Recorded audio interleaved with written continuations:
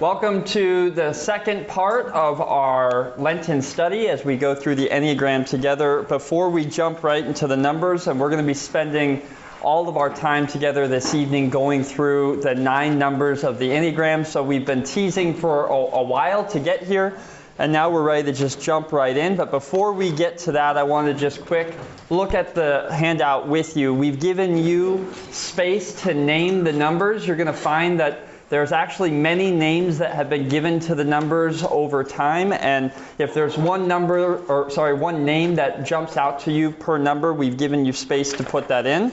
Then on the back side, you'll see as we go through each number, there's a regular pattern of things we're going to talk through for each number, different aspects, you might say, that we're going to talk about. And we've given you some spots here that give you some space to jot down notes if there's things that jump out at you. And we obviously hope that you will find that useful as we go together today. Anything else to add, Clint? No. All right. Well, then let's just jump right into it. We're going to start at the very top right of the Enneagram with number 1. By the way, there's not really any right way to go through it. Different books go through the numbers with different starting point, but we're just going to start with 1. So 1 is called by some the Idealist, by others the Perfectionist, by others the Achiever, by others the Reformer. Some descriptions of this number is these people value usefulness, practicality. For them, it's very important that they're competent, that they're professional. Sometimes they come across as being rigid. Sometimes their self-control and their drivenness leads them to be a little bit stuck in a lane. If you don't know 1 very well, you might even call them conceited. They might, because of their perfectionistic attitude, appear to be judgmental, appear to be conceited, but we'll work that out as we go. Other senses of what that might mean? So the basic desire of the 1 is to be perfect, to be right, and to do good. The worldview of the 1 is all about striving to make something beautiful, make it perfect, bring it back to the wholeness of what it should be. Their personal creed about themselves is you are good if you do what is right. You are good if you do what is right. Once again, right is a key word in that because right is the sense of you reaching the point where you should in your own personal development and ability. The unconscious message that the 1 lives with is the idea that it's not okay to make mistakes, which makes sense because mistakes are going off the path of rightness. In a worldview in which you live seeking to live up to a high standard of perfection, not reaching that standard is the thing that's not okay. And then finally, the fundamental experience of the 1 is that you're being constantly evaluated or judged. And this is both internally and externally. So a 1 lives with a constant conversation within their mind. Oh, you did not do that right. You did not reach the level that you should have. In fact, someone's described that internal conversation as a mental courtroom. That they live in the midst of a constant barrage of cross-examination within their own mind. But then you can also anticipate for a 1, it's not just an internal conversation. It's not just about I'm evaluating myself. It's also an extremely high touch point when other people evaluate them. When an external person says, you failed to do this correctly, it cuts directly against a 1's desire to be competent, to reach that level of perfection. So, what do 1s act like? How do you know if you know 1s or may be a 1? 1s get things done. They are efficient. They're proficient. They get things done well. 1s tend to have a kind of drivenness. You give a 1 a list, and they're going to do everything they can to cross everything off of it. They're very conscientious. They tend to be a little impatient with mistakes, mostly their own. Sometimes others, depending on the rest of their personality, but right as Michael mentioned, a mistake is leaving one's fundamental purpose, to do things right, to make things right. They are extremely sensitive to criticism. A 1 will internalize criticism because it rings their unconscious message bell. You're not good enough. You didn't do it right. And so if you give a 1 almost any kind of somewhat negative feedback, that hurts them. They don't do well with that. 1s do their best to control their environment and their outcome. 1s tend to not like surprises.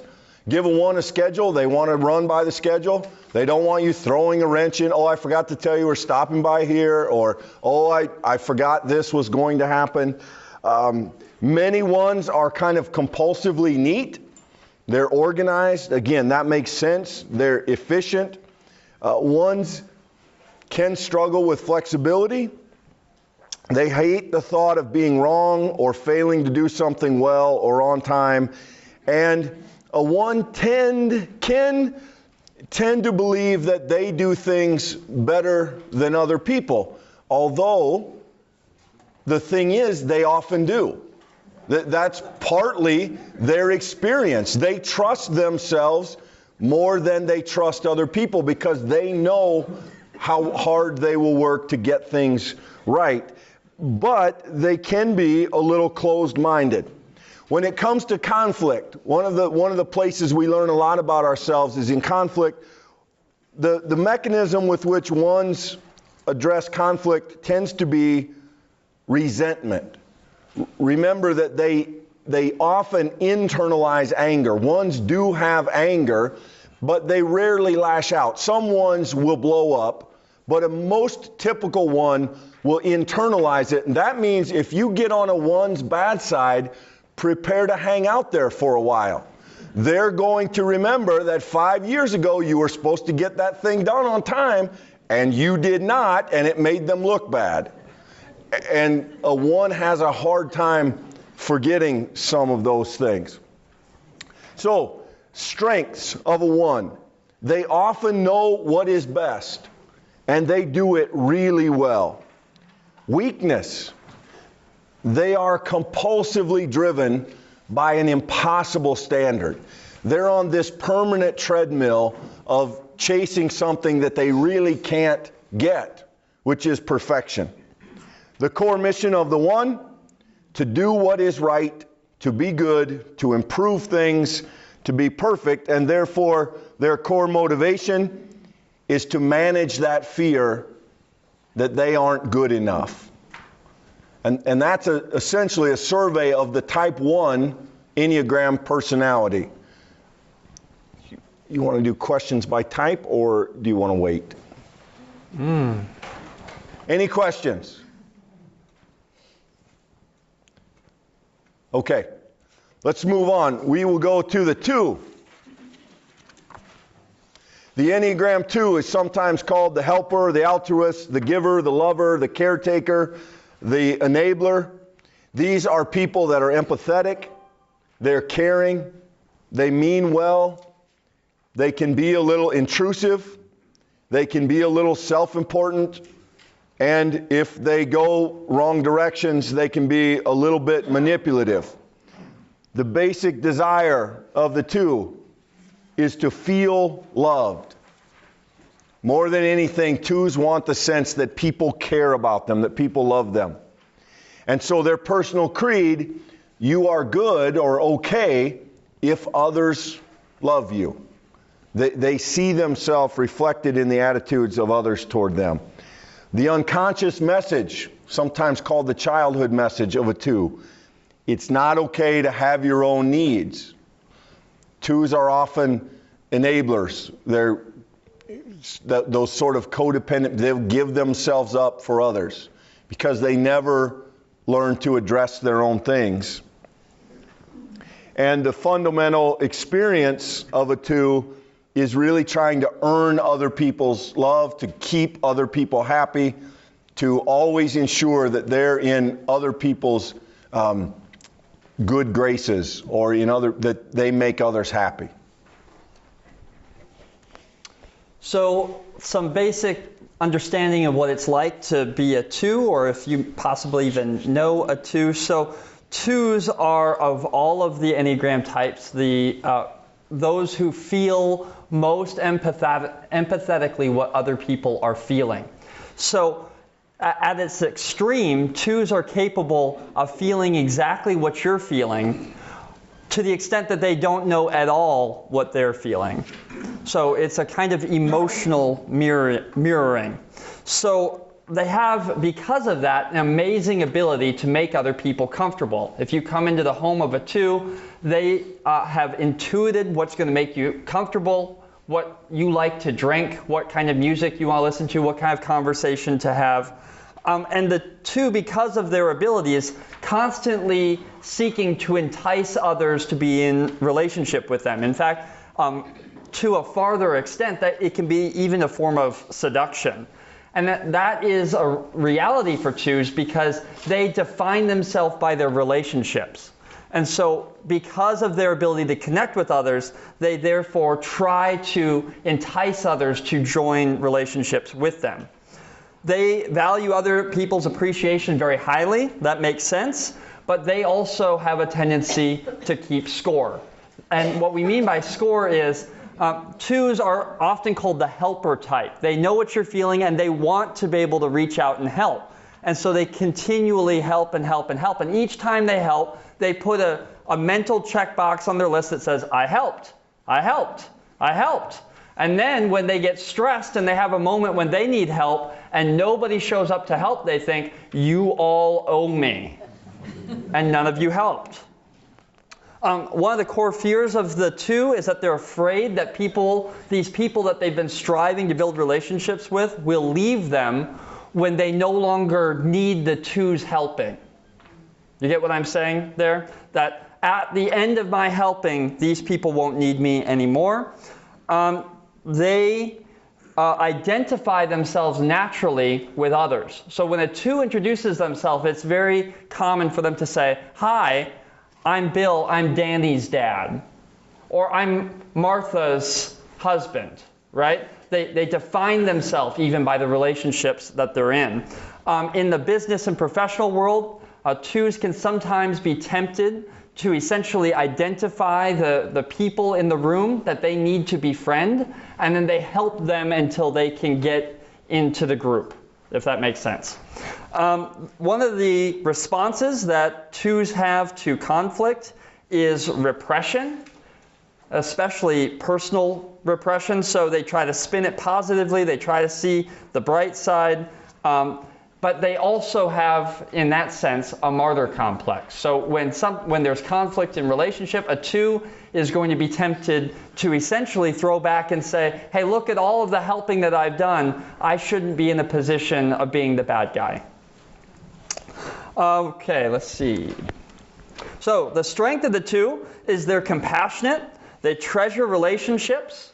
But the resulting and opposite weakness, they can, at their worst, manipulate others for selfish purposes. The core mission of the 2 is to meet others' needs, and the motivation in that is to make themselves indispensable so that others will love them. Any questions about the 2? We press on.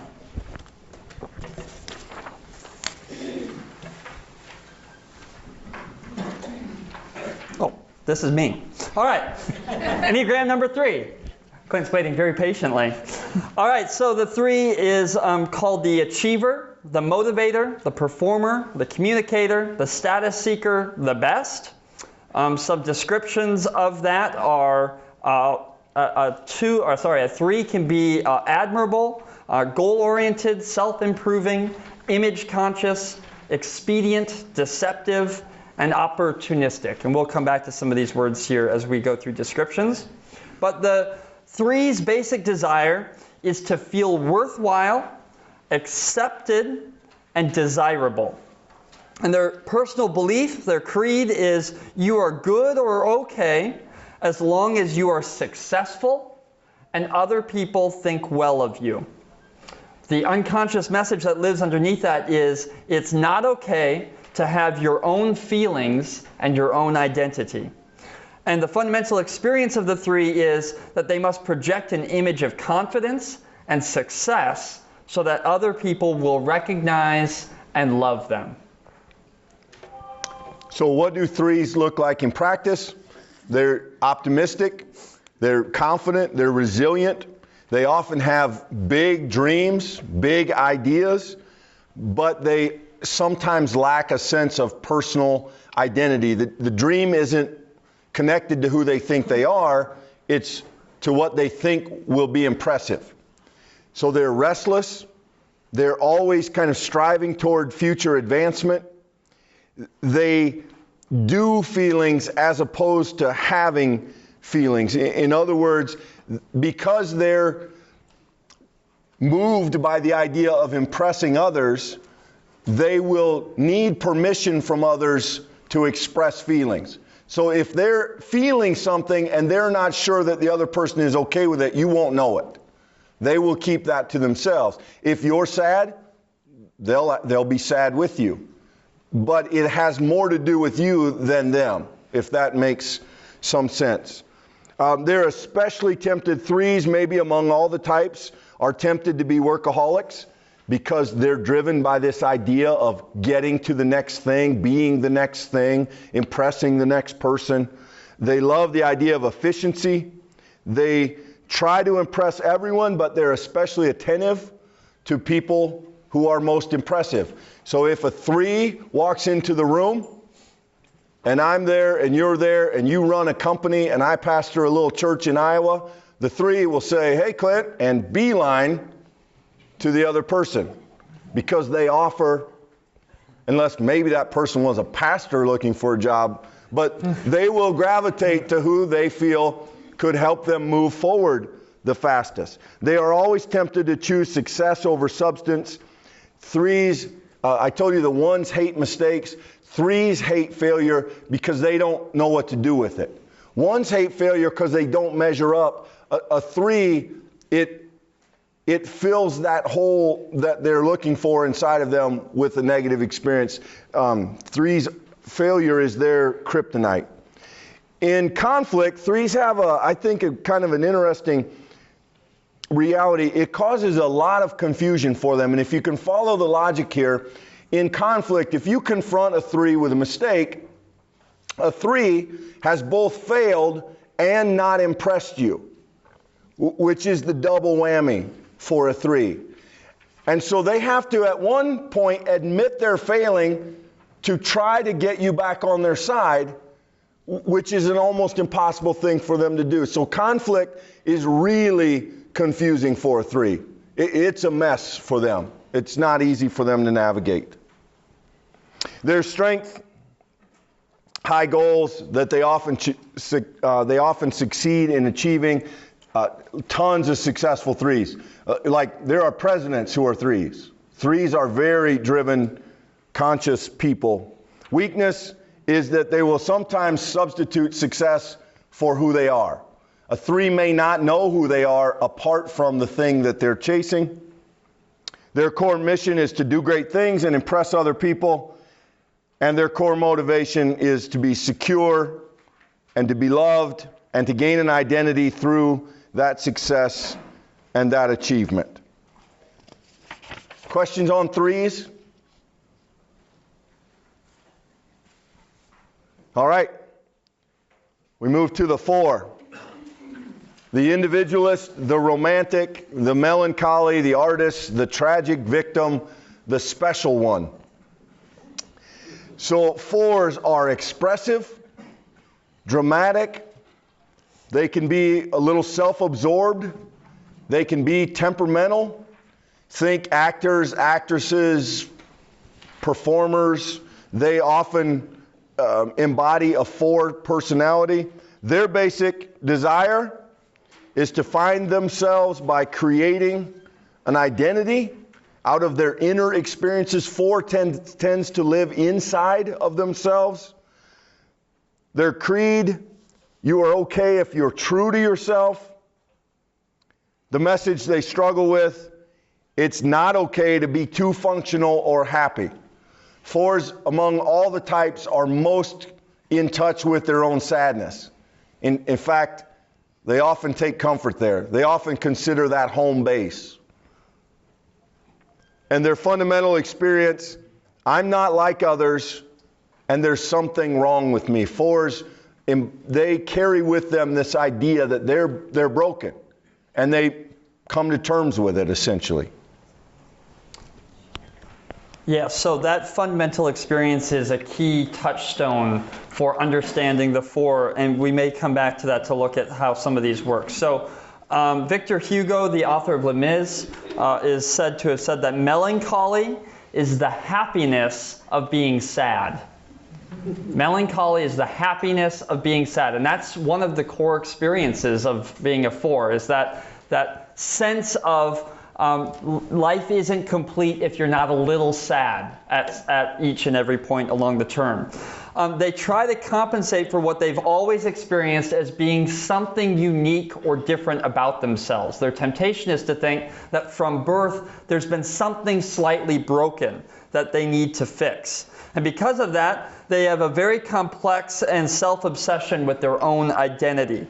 They ask the philosophical questions of themselves regularly. Who am I? What's my purpose? The stereotype is they're out in nature, they're hanging, they're swinging by the tree, reading some romantic philosopher, trying to figure out the meaning of their life. They're very heady, sort of complex explorers of their own identity. They are very particularly tempted to struggle with dissatisfaction with themselves, with what they have, with their lives. Their lives are never enough, which contributes once again to this idea that there's something broken about them. The 4s are incredibly in touch with their individual feelings. So maybe to help nuance this out, right? We told you that the 2s are overly connected with other people's emotions outside of themselves, right? That they're emotionally mirroring. We've said that the 3s are acting on your emotions. They sense your emotions and they respond to it, but they're not having your emotions, right? And the 4s were saying they don't care about your emotions. They're all up in their emotions. In fact, their emotions for a 4 who's unaware can equal their identity. What they feel is who they are. There's no separation between them. Does that make sense? Okay. Because of their deep connection in their own their own imaginative life, they have rich imaginations. They have fantasy lives that they often go back to. 4s can be prone to eccentricities, and they can also be especially tempted by self-destructive behaviors. One author talks about 4s and says, when you see a 4 who sticks out in a crowd like a peacock, the outfit that they wore that looks like they just randomly selected from whatever drawer that they could with mismatched socks and whatever, that's a carefully chosen outfit to demonstrate their uniqueness. Michael, just to jump in there, also think about how many tragic stories there are among actors, actresses, authors, artists, that they're prone to go to negative places. Right. Yep. Okay, so because of their philosophical quest to find who they are, 4s tend to be pretty good at finding phonies, liars, people who are making it up, people who are putting out a front.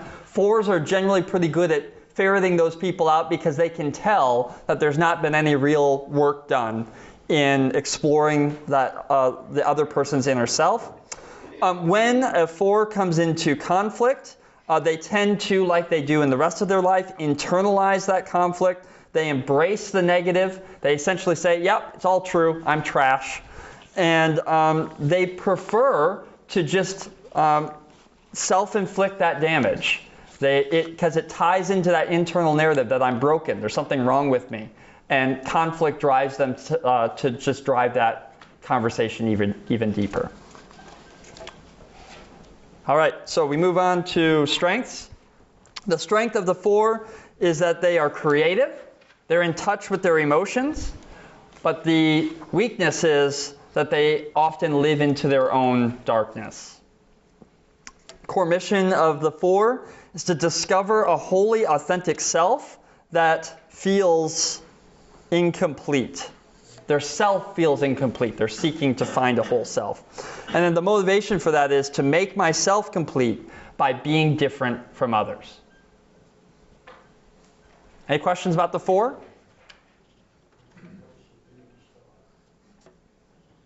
All right, we move on to the 5. The 5 is called the investigator, the thinker, the observer, the innovator, the specialist, the radical, the expert. You might describe a 5 as being cerebral, as being perceptive, as being innovative, as being secretive, and as being isolated. The basic desire of the 5 is to be capable and competent. The creed is you are good or okay if you have mastered something. The unconscious message that a 5 lives with is it's not okay to be comfortable in the world. And their fundamental experience is I must withdraw, contemplate, and understand in order to be as good as others. Right, I think it will make sense. 5s are head people. A lot of their life goes on in thinking, in understanding. They look to knowledge to provide them with what other types might look to relationships to provide. The 5 wants to know things, wants to understand things. And knowing things represents for a 5 the key to survival. It needs to be collected, even protected. They're not so interested in sharing knowledge as having it. Maybe even keeping it to themselves, because that distinguishes them from other people. If they know more than others, that's a sense of self-satisfaction, of self-worth for them. 5s tend not to need a lot of stuff. In fact, stuff takes mental energy that 5s often don't want to give it. So 5s may collect things, they may have things, but they may not. They may be pretty minimal. Books, a few important items to them. They don't need generally a lot of stuff. They prefer to observe life from a distance rather than jumping in and participating in it. If a group of people are doing something, the 5 is probably less interested in doing the something than understanding why the other people want to do it. That's the train that they live on in their mind. They're observant, not necessarily intelligent. It's not as if all 5s are geniuses, but it's how they process, it's what they do, it's how they think. They are naturally good at being neutral, and they naturally respond instead of react. 5s tend to think through things. They don't fly off the handle a lot, typically, though that's not impossible. They suppress emotions by rationalizing life. And 5s love to be an expert in some obscure thing. So one of the memes, the internet memes in an Enneagram thing is, if you find yourself at 3:15 a.m. watching YouTube videos on Ugandan throat singing, think 5. They like obscure stuff. Why? Because not everybody else doesn't know that. So a 5 can often impress you with very random knowledge. In conflict, their response is isolation. They withdraw, they retreat into the mind, they cut off the feelings, and if the conflict is uncomfortable enough for them, they'll sever the relationship.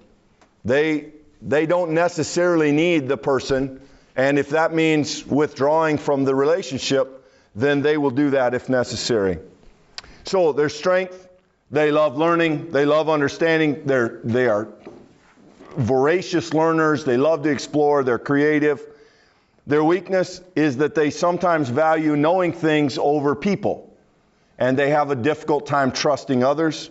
Their core mission is to become comfortable through observation and contemplation, and their motivation is to gain independence and separation by reducing their own needs and becoming self-actualized or self-important.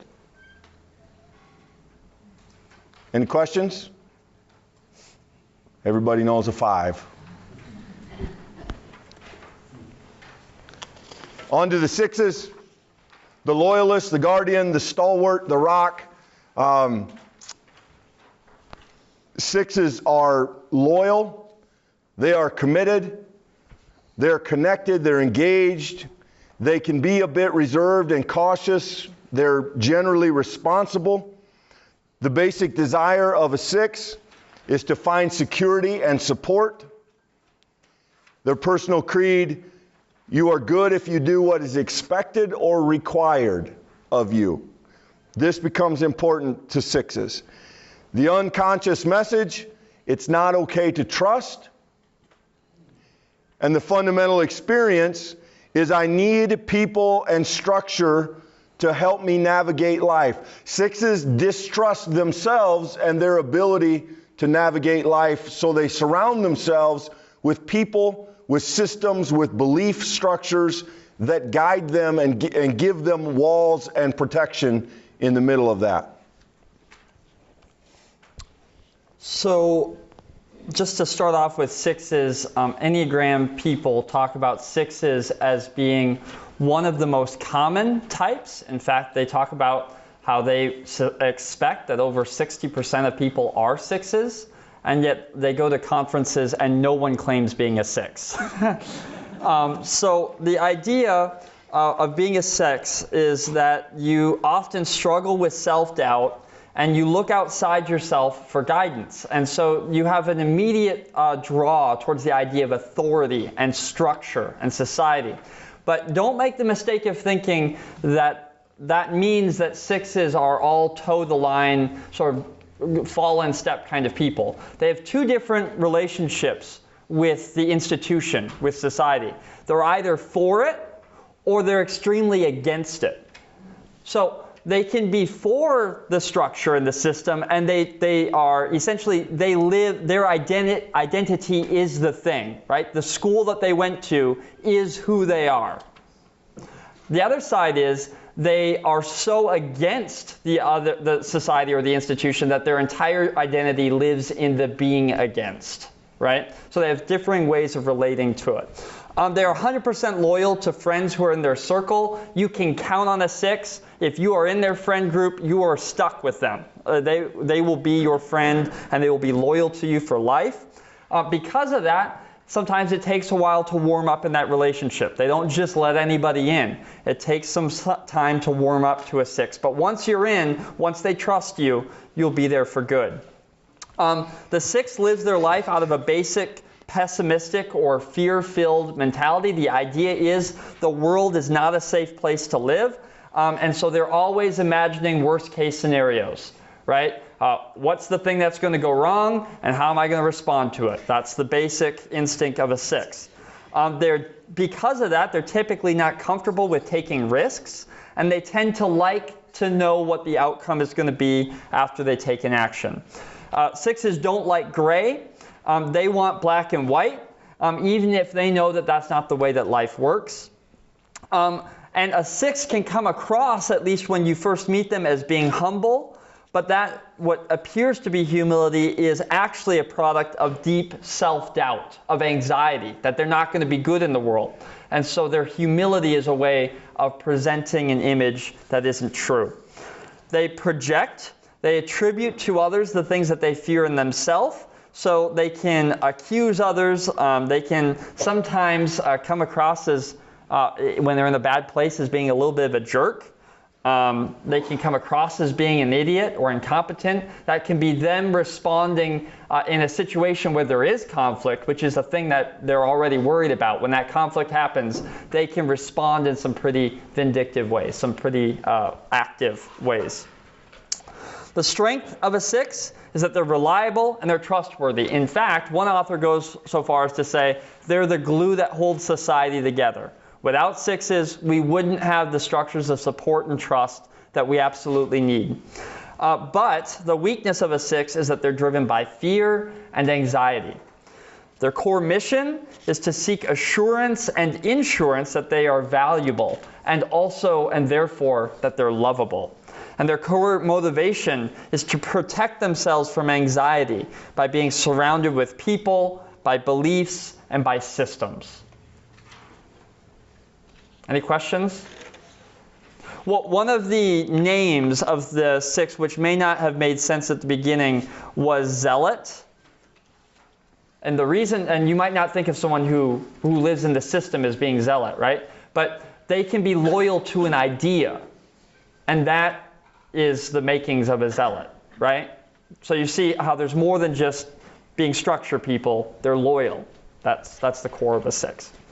All right, moving on. And I would just add, Michael, that as I understand it, because 6s have this sense of a gap inside themselves that they don't trust, that then they naturally, therefore, lean toward pessimism. The glass is always half empty with a 6. This is probably, pick Eeyore. Eeyore is a 6. I'm just an incredibly loyal friend. You call Eeyore, he's coming to help you move. But he's going to tell you we'll probably drop something when we move it, right? I mean, yeah. That's the internal struggle for a 6. They love people and they struggle to love themselves. Yeah, and that core belief that the world is a dangerous place to be. Mm-hmm. Yeah. Okay, number 7. They're called the enthusiast, the dreamer, the generalist, the energizer. You might describe them as being busy. You might see them and they might appear to be spontaneous, active. You might call them fun. They're willing to try everything. They might even exhaust you because of their inexhaustible energy. They're happy. They're likable. Their basic desire is to be happy. Their desire is to be satisfied and fulfilled. Their creed is that you are good if you get what you need. And the unconscious message with which they live is it's not okay to depend on anyone or anything. And their fundamental experience of the world is, what are we doing next? So 7s generally do not like to be alone. They're busy people. They're active people. They're people. They avoid quiet moments. They're almost, in many cases, afraid of silence. They keep busy to protect themselves from reflection. They're often well-rounded. Lots of different projects, hobbies, interests. They start things way better than they finish things. If you go into a 7's basement, you may see a record of all the various hobbies that have been started through the years, and very few of the projects maybe have been finished. Sometimes they have difficulty enjoying the thing they're doing because a 7's driven to stay busy, so they're constantly thinking about the next thing. They may be in the middle of something, but they're already thinking, what do I do when this is done? What are we doing tomorrow? What are we doing this weekend? They're always looking to fill the calendar. They're impulsive. Stop by a 7's house and say, let's go. They're in. They're jumping in the car. What are we doing? Don't know. Let's go. 7s are in. They generally don't like routine. They love new things. They hate, capital letters, they hate boredom. Death for a 7 is being bored. Lots of friends, which they sometimes wear out, so they'll bounce from group to group or one to one, depending on who's up for them. They have a kind of effortless energy, which is contagious. Groups are wonderful, and they have 7s really are the life of the party in lots of ways. Their conflict method is escape. They're pulling the ripcord. They're bailing. They'll give you an explanation that generally lets them off the hook. They'll try to tell you it's not their fault. And then they're out. They're on to the next thing. They'll exit the situation as quickly as possible. Their strengths and weaknesses: 7s are fun. They're spontaneous. They're great. The weaknesses, they can be shallow, and it's not that they're not capable at depth. It's that they don't spend much time there. They avoid that. So shallow is not a value judgment, but a practice. They're generally unreflective. they carry some inner pain and they're afraid to get close to it. Core mission, try everything, enjoy life. Core motivation, stay busy enough to avoid being unhappy, that inner pain that is often characteristic inside of 7. Questions? Think middle school boy. 7. They're just, yeah, they go a lot. They're fun. We move on to the Enneagram 8. Challenger, protector, leader, hero. 8s are strong-willed. They're stubborn. They tend to be blunt. They are tough, both in sense of their exterior appearance, but also 8s among the Enneagram types tend to tolerate pain of all types. They're independent. They have a tendency to take charge. They have a tendency to be critical. Their basic desire is to set their own course. 8s want to be in control. The creed of an 8 is you are good if you are strong.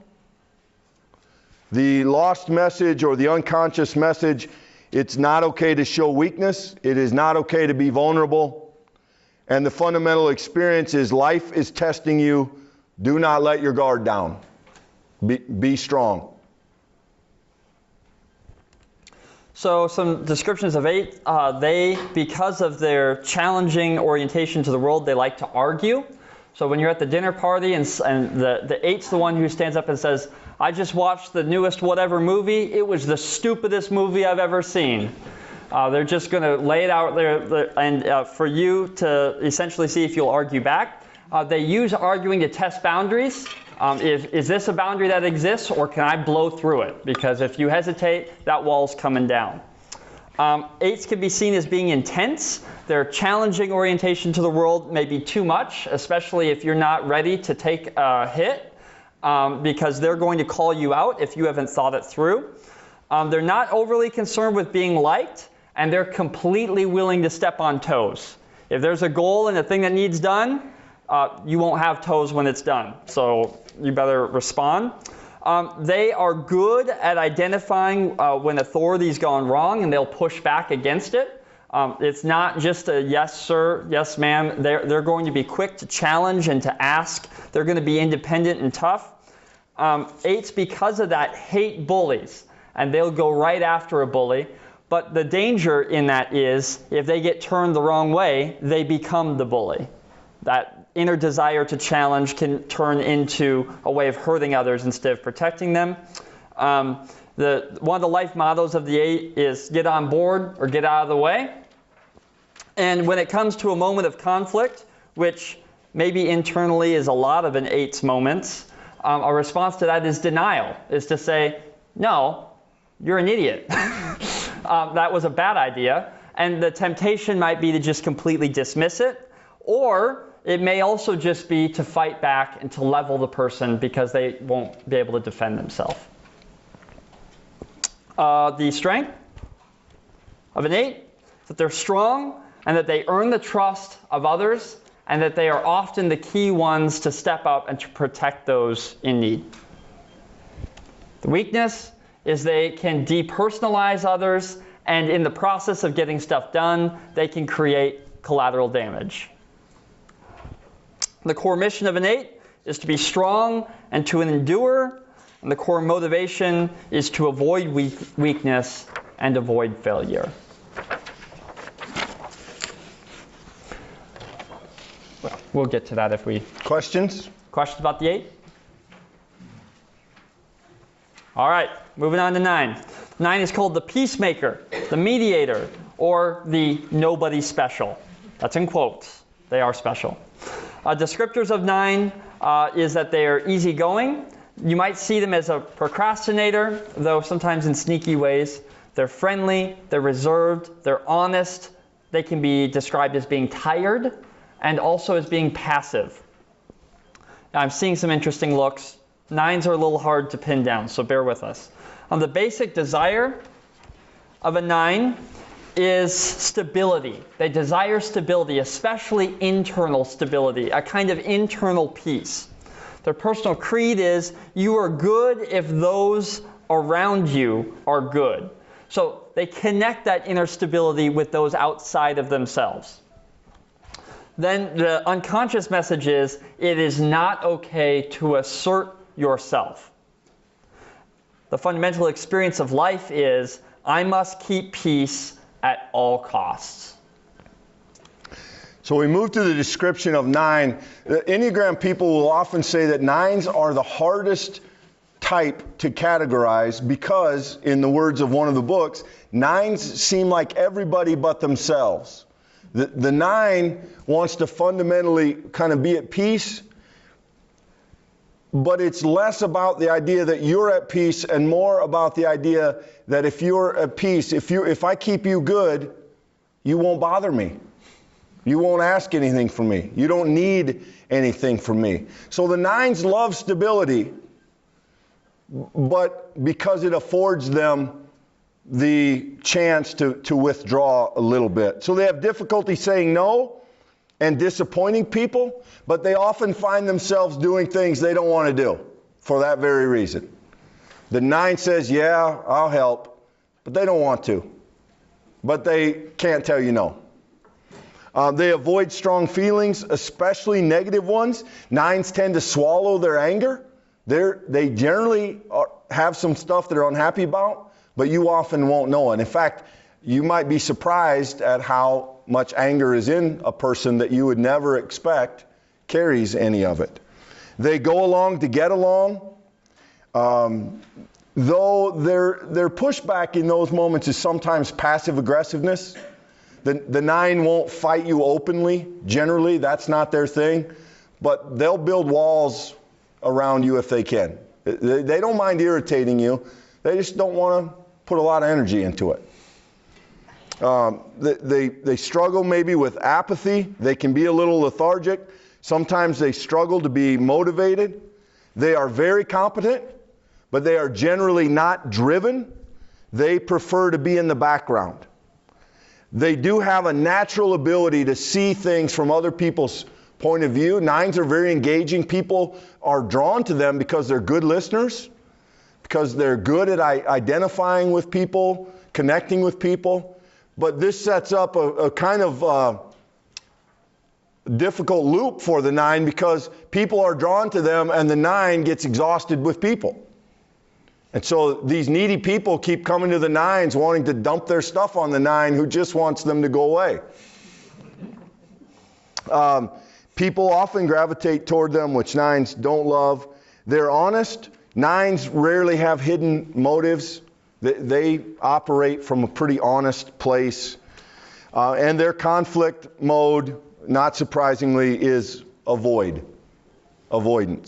They will go numb and basically try not to face it, perhaps with busy work.